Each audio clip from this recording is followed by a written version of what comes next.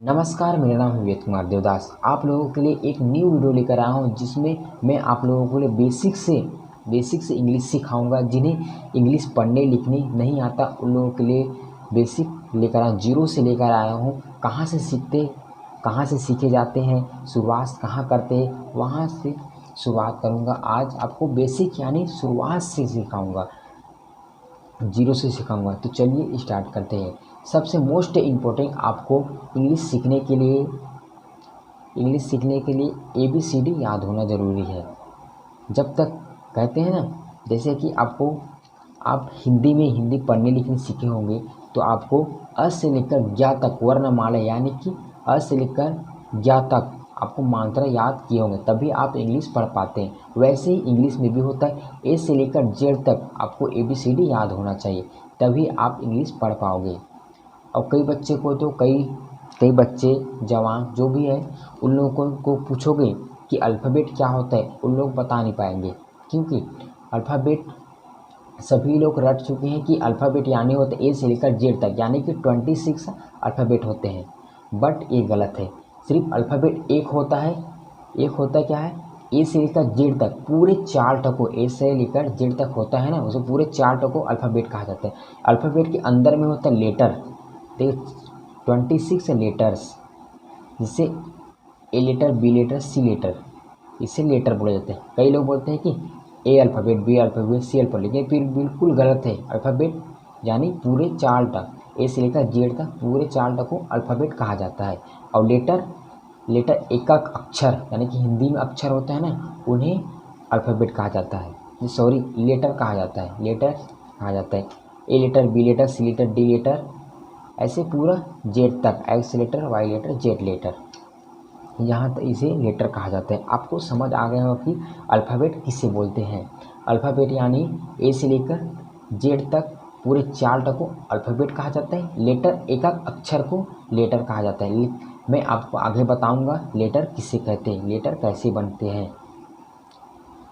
तो ए से लेकर जेड तक जिन्हें याद होगा इंग्लिश पढ़ सकते हैं, लिख सकते हैं। ये बताया हूँ ना मैं।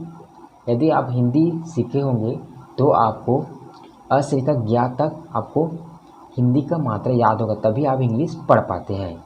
वैसे ही इंग्लिश में भी होते हैं अल्फ़ाबेट, ए से लेकर ज्ञ तक, ए से लेकर जेड तक याद होना चाहिए। चलिए A to Z आपको तो याद होगा, लेकिन मैं आपको बता देता हूँ। चलिए ABCDEFGHIJKLMNOPQRSTUVWXYZ, ए होता है अल्फ़ाबेट यानी कि पूरा 4 टा। यहाँ तक आप लोगों को समझ आ गया होगा। तो चलिए आगे बढ़ते हैं। 26 लेटर यानी कि 26 लेटर्स होते हैं। 26 लेटर में डिवाइड हो चुका है, यानी कि 2 भागों में बांट दिए हैं। एक होता है कॉन्सोनेंट, एक होता है वाउल्स। कॉन्सोनेंट एक होता है वाउल्स, हिंदी में बोले जाते हैं व्यंजन, और इसे बोले जाते हैं स्वर। हिंदी व्यंजन, यदि हिंदी में बताऊँ व्यंजन होता है ना, उसमें क्या क्या होता है देखिए। हिंदी में होता है क ख ग घ ड़ छ छ झ, ये होता है। और इंग्लिश में होता है ABCDEFGHIJ, इधर जितने जेड तक। यहाँ तक क्लियर। सबसे पहले तो हम लोग वाउल को समझ लेते हैं, स्वर को समझ लेते हैं। देखिए आपको याद करना होगा तो वाउल्स को याद कर लेना, उसके बाद आपको इजीली आपको 21 यानी कि 21 आपको इजीली याद हो जाएगा। देखिए स्वर किस में काम आता है, जैसे कि हम लोग बनाते हैं ना, आ की मात्रा, ई की मात्रा, छोटी की मात्रा, बड़ी की मात्रा, उसमें काम आता है। आपको एक और सीरीज़ बनाऊंगा, यानी कि लाइन से आपको समझाऊंगा। नेक्स्ट वीडियो आपको इसके मतलब समझाऊंगा, यानी कि कहाँ कहाँ यूज होता है ये समझाऊंगा। तो चलिए वाउल कितने होते हैं। वाउल है E I O U, पूरे 5 वाउल है। अब इन 5 को आप रट लेते हैं, यानी कि याद कर लेते हैं। आपको बिल्कुल बिना देखे आपको ABCD याद होगा, तो आप बिल्कुल 21 आपको कॉन्सोनेंट याद हो जाएगा। चलिए कॉन्सोनेंट के देखते हैं। देखिए यहाँ पे एक स्वर है यानी कि वाउल्स है, B कॉन्सोनेंट है, C कॉन्सोनेंट है, D कॉन्सोनेंट है। ई स्वर है, क्योंकि इसलिए रेड पा रहा हूँ, रेड कलर इसलिए पा रहा हूँ क्योंकि आप लोग समझ पाओ कि स्वर है। वैसे ही GH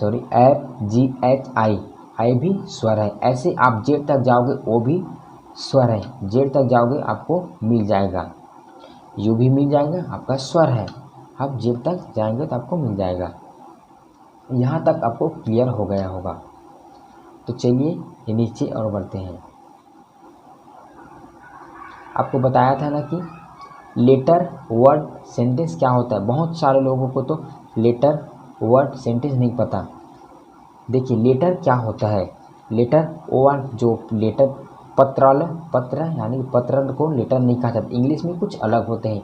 लेटर यानी होता है, हिंदी में बताऊं तो अक्षर। मैं बताया था ना एक ए लेटर है, बी लेटर है, सी लेटर है, यहाँ पे भी आर लेटर है, ए लेटर है, एम लेटर है। इससे मिलाकर आपका वर्ड बनता है। देखिए ए लेटर है, सॉरी आर लेटर है, ए लेटर है, एम लेटर है, इससे मिलाकर आपका क्या बना, वर्ड, यानी कि शब्द। हिंदी में वर्ड को शब्द बोला जाता है। चलिए मैं आपको हिंदी में शब्द लिख देता हूँ। शब्द इसे बोलते हैं अक्षर। लेटर को हिंदी में बोले जाते हैं अक्षर। चलिए अक्षर भी लिख देता हूँ। देखिए अक्षर लेटर से मिलकर बनता है वर्ड। लेकिन मोस्ट इम्पोर्टेंट आपको समझना ज़रूरी है, क्योंकि अब लेटर को तो पता होगा कि RAM लेटर है, और राम आपको सही मतलब लिखना, इसका मीनिंग लिखना चाहिए। जैसे कि राम किसी व्यक्ति का नाम है, कोई मीनिंग निकलना है ना कि नाम है, किसी व्यक्ति का नाम है। जैसे कि आप लेटर लिख लेते हैं, जैसे अब हिंदी में बताता हूँ हम लोग को, ड ह र न, और उसमें आपको इसको शब्द बनाएंगे। तो आप देखिए ड ह र न, डरहन। ये क्या बना, डरहन। इसका कोई मतलब है नहीं है, इसका कोई मतलब लिखना चाहिए। देखिए यहाँ पे और बता देता हूँ, एक और बता देता हूँ। देखिए क म ला, क लेटर, एम लेटर, सॉरी कलम के का लेटर, मछली का मा लेटर, लड़का का लेटर है। तो इसमें जोड़ेंगे तो क्या होगा, कमल, क म ल, कमल। किसी मतलब लिखना से मतलब, जैसे कि मैं आपको बताना चाहता हूँ कि अक्षर से मिलकर बनते हैं शब्द। ये क्योंकि शब्द का मतलब लिखना, यानी कि वर्ड का मतलब लिखना चाहिए। जैसे इंग्लिश में बोलो RAM, इसका कोई मतलब लिख कर नहीं लिख रहा है, इसका कोई मतलब लिख रहा है। जैसे कि और एक उदाहरण लेता हूँ, कलम, कलम, इसका मतलब है कलम। ऐसे ही इसका मतलब लिखना है, तभी आप लोग शब्द बना पाएंगे। आप यहाँ तक समझ गए होंगे। और कई लोग क्या कहते हैं, सेंटेंस क्या होता है, तो सेंटेंस भी बता देता हूँ आप लोगों को। अक्षर से मिलकर बनता है शब्द, वर्ड को मिलाकर बनता है सेंटेंस, यानी कि हिंदी में कहूँ तो वाक्य।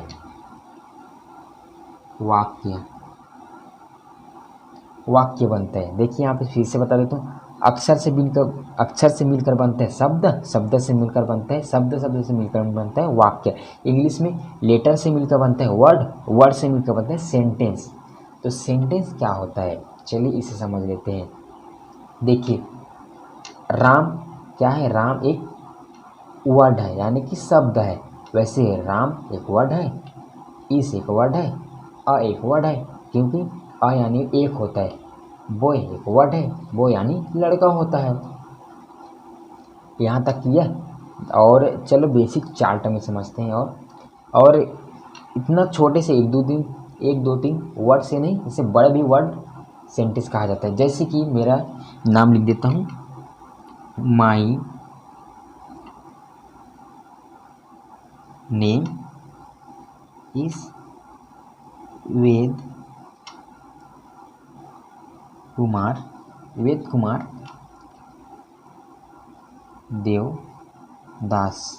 यहाँ तक क्लियर। यहाँ पे जगह नहीं तो यहाँ पे लिख दिया, my name my name is Ved Kumar Devdas. ये भी वर्ड है, ये भी वर्ड है, ये भी वर्ड है, ये भी वर्ड है। देखिए बहुत सारा वर्ड लिख लिया ना।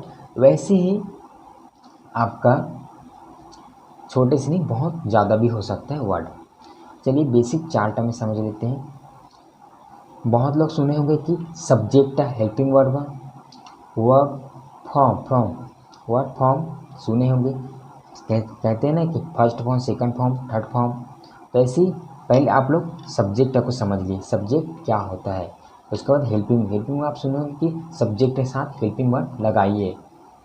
देखिए सब्जेक्ट यानी होते हैं, मैं आपको सामान्य भाषा में समझा देता हूँ कि मोहन स्कूल जाता है। सब्जेक्ट क्या है, कौन जा रहा है, मोहन यानी सब्जेक्ट हुआ, मोहन सब्जेक्ट हुआ। मोहन किसी का नाम है, देखिए यहाँ पे नाम, किसी का नाम है और उसे सब्जेक्ट कहा जाता है। ऐसे मैं खाता हूँ, मैं पीता हूँ, मैं नहाता हूँ, मैं सोता हूँ, ये भी क्या है, मैं यानी कि आई, इंग्लिश में आई होता है। वैसे तुम जाते हो, तुम नहाते हो, तुम घूमते हो, देखिए यहाँ पे तुम यानी होता है यू, इंग्लिश में यू होता है। वी यानी हम होते, हम खाते हैं, हम पीते हैं, हम नहाते हैं, हम कहीं घूमते हैं, देखिए वी यानी हम होते हैं। ही का यूज होता है लड़के के लिए और सी का होता है लड़की के लिए। वहाँ खाती है, वहाँ घूमता है, यहाँ तक समझ आ गए। सी के लिए लड़की के लिए यूज होता है। मैं बताया था किसी व्यक्ति का नाम, उसे सब्जेक्ट बोले। यहाँ तक आप लोगों को समझ आ गया होगा। जैसे हेल्पिंग वर्ब इसके साथ इसे हेल्पिंग वर्ब लगाया जाता है। देखिए इस am are was were will have has, इसके साथ लगाया जाता है हेल्पिंग वर्ब। अब समझे कि वर्ब क्या होता है, क्रिया यानी काम। मैं नहाता हूँ, मैं घूमता हूँ, मैं खाता हूँ, मैं पीता हूँ, एक काम है ना। खाना खाता हूँ तो काम तो हुआ ना, इसको बोलते हैं वर्ब। ये वर्ब, इसके वर्ब कई लोग पढ़ते हैं, वर्ब पढ़ते हैं लेकिन आर साइलेंट होता है, इसे वर्ब पढ़ा जाता है। और फॉर्म होते हैं। देखिए यहाँ पे ईट यानी खाना होता है, eat first form, ate second form, third eaten third form होता है। ईट एट ईटन, यहाँ तक first form, second form, third form, eat ate eaten. ऐसे जाना यानी गो होता है। देखिए गो, वेन, गॉन, ये भी हुआ। और यहाँ पे है कम, केम, कम। अब सर बोलोगे कि एक साथ दोनों एक साथ क्यों आए। आप लोग डीपली में मत जाइए, क्योंकि मैं आपको ग्रामर पढ़ाऊँगा तो आप लोग को इसके बारे में बताऊँगा। तो अभी इस वक्त आपको इस नहीं बताऊँगा, क्योंकि नेक्स्ट वीडियो आपको पूरा बताऊँगा, पूरा ग्रामर पोस्टर को बताऊँगा, ग्रामर के बारे में पूरा बताऊँगा कि थर्ड फॉर्म सेकंड फॉर्म कैसे लगते हैं, और इसके पूरे फॉर्म के बारे में मतलब पूरे फॉर्म का एक चार्ट बताऊँगा आपको। चलिए यहाँ तक क्लियर हो गए। और यहाँ पे रीड, यहाँ भी पूछोगे कि सभी एक साथ है, रीड सभी एक है, लेकिन इसमें डीपली मत जाइए। रीड यानी मतलब पढ़ना, यहाँ तक मत जाइए। मैं आप लोगों को जो समझा रहा हूँ समझिए, नेक्स्ट वीडियो में आपको पूरा समझाऊंगा। अब एक होता है फोर फॉर्म बोल सकते हो, देखिए आईएनजी बोलते हैं ना, आईएनजी लगाइए। देखिए सिर्फ, हाँ इसको बात को समझने वाली है। देखिए सिर्फ आपको पहला फर्स्ट फॉर्म में आईएनजी लगाया जाता है। देखिए जैसे कि है एट, देखिए ईट, ईटिंग। और यहाँ पे गोइंग, लिखेंगे गोइंग। ऐसे ही कमिंग, ऐसे पूरा फॉर्म आएगा, जिसे फोर फॉर्म बोल सकते हैं। यहाँ तक आप लोगों को समझ आ गया होगा। एक बेसिक्स और एक बार बता देता हूँ। अल्फ़ाबेट यानी होता है ए से लेकर जेड तक, पूरे चार को अल्फ़ाबेट कहा जाता है। लेटर, अल्फ़ाबेट के अंदर होता है लेटर, जिसे एक अक्षर को लेटर कहा जाता है। यहाँ तक क्लियर। 26 लेटर होते हैं। 26 लेटर में 2 भागों में डिवाइड कर दिया है, एक कॉन्सोनेंट, एक वॉवल्स। हिंदी में व्यंजन कहा जाता है, हिंदी में कॉन्सोनेंट को व्यंजन कहा जाता है, और इंग्लिश में कॉन्सोनेंट कहा जाता है। और वाउल्स, इंग्लिश में वाउल्स, हिंदी में स्वर कहा जाता है। और अक्षर को आपको समझ आ गया होगा। अक्षर लेटर से मिलकर बनते हैं वर्ड, वर्ड से मिलकर वर्ड से मिलकर बनता है सेंटेंस। यहाँ तक आपको समझ आया। हिंदी में कहूँ तो अक्षर से मिलकर बनता है शब्द, शब्द से मिलकर बनता है वाक्य। यहाँ तक आपको समझ आ गया होगा। ऐसा करता हूँ ये वीडियो आपको पसंद आया होगा। तो आज के लिए इतना ही। अब नेक्स्ट वीडियो में मिलते हैं।